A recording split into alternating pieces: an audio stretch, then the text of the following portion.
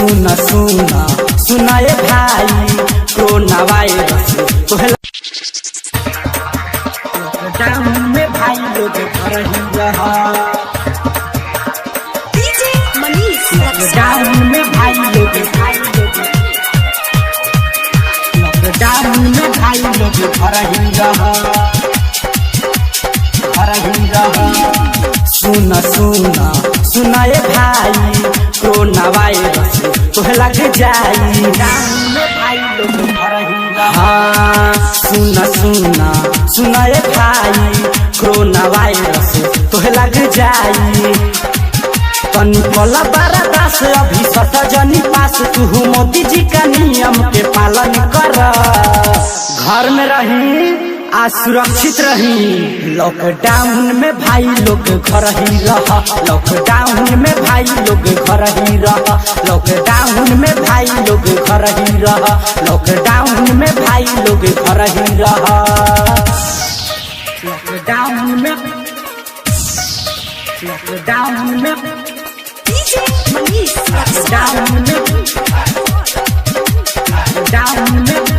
Lockdown में भाई लोग घर ही रहा।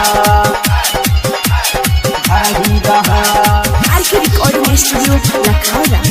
लॉकडाउन में भाई लोग घर ही रहा। मोदी जी मारे दिले देशवा में ताला। एक जगह रह के ना करी हो हाला। एक जगह रह के ना करी हो हाला। एक जगह रह के ना करी हो हाला। मोदी जी मारे दिले देशवा में ताला। एक जगह रह के ना करी हो हाला। करी हो हाला। 1 मीटर के दूरी रहल कर भरपूरी नहीं केहुओ से केहुओ में सटल कर।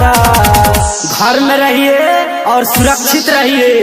लॉकडाउन में भाई लोग घर ही रहा। लॉकडाउन में भाई लोग घर ही रहा।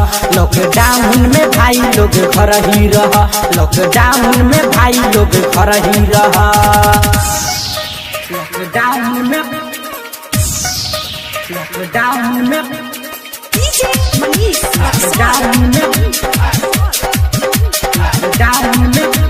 लॉकडाउन में भाई लोग घर ही रहा।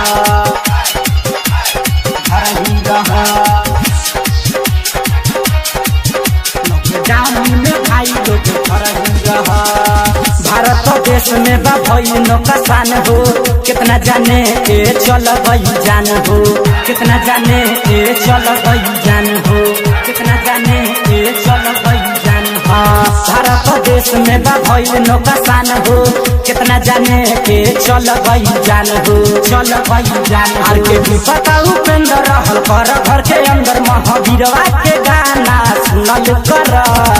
1 मीटर के दूरी पर ही आ मुँह में मास्क जरूर पहनी। लॉकडाउन में भाई लोग घर ही रहा।